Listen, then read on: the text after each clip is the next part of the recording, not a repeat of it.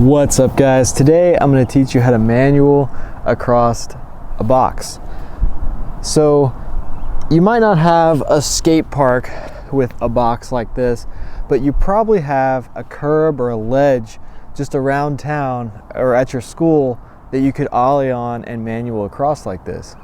All right, so when you're first starting to manual, you want to practice just stationary, just getting on your board, lifting your front wheels up. So to do this, you kind of have to bend your knees and be really loose with it.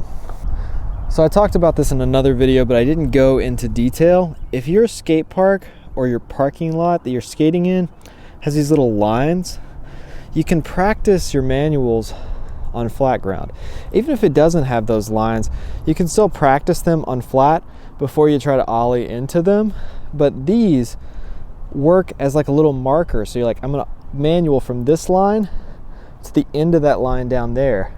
And it acts as a little marker and shows you like how much you have to manual, and you can get better and better because you can manual longer and longer on flat. So yeah, practice standing in it for a second. That's kind of hard to do.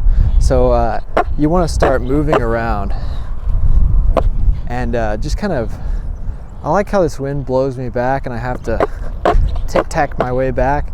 Practice tic-tacs. Tic-tacs are helpful for learning manuals because it's kind of like a quick manual. And sometimes when you're doing a long manual and you don't have speed, you have to kind of tic-tac without touching the ground to be able to get a little more speed. I've seen a lot of people do that, especially with nose manuals too. People do that too. They'll be like in a long nose manual, be swinging their back of their board around to just get a little extra speed. Another thing I do a lot when I'm doing manuals is kind of arch my body over like I'm a big C, kind of like this type shape.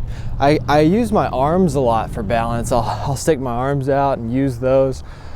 I feel like there is a lot to that. Like sticking your arm out definitely helps balance.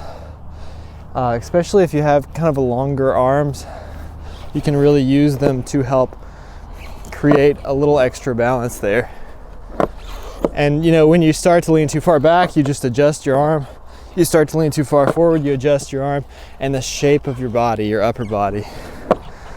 See that type C type shape to my body when I'm leaning over. I'm leaning over, but I'm bending my knees, bending my back knee, bending my front knee a little more, and kind of leaning over. It really just takes time. The more manuals you do, the better you're going to be at doing manuals. And I'm not really getting into nose manuals in this video, but it's kind of the same thing. Just like the opposite, you're leaning the other way, kind of using your arms as well. Oh my gosh, this stuff is still in here. Guys, clean up your skate park. Clean up your skate park. I really am gonna have to throw these away, even though there's starving kids around the world, because it's still polluting. So we've got a stick here. People are throwing the sticks away and they're putting their trash on the skate park. Oh wait, oh here we go. These actually look pretty good. I should have ate one before I threw them in there. So like I said, find a line and practice manualing from one line to another. After you're really good at that, then you can move on to something like this. If there's something that you can barely roll onto and barely roll off of, like this, it's a good way to start. With this, you can actually drop an inch and actually land on this and roll all the way off the other side. It works really good for learning manuals. And then when you get a little better, you can kind of bonk over it, you can keep moving, and then you can actually ollie over this part and manual there. So you can really work your way up.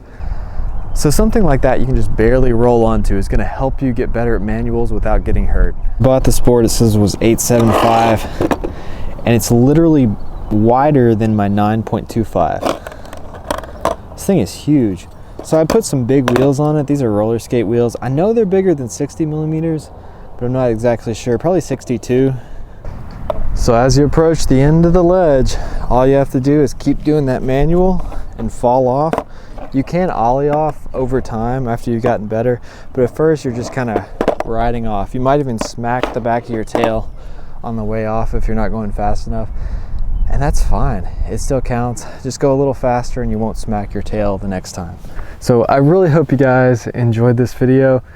If you like this kind of content, reviews, tutorials, and videos about what I'm learning as I grow as a skateboarder, hit that subscribe button, and thanks for watching.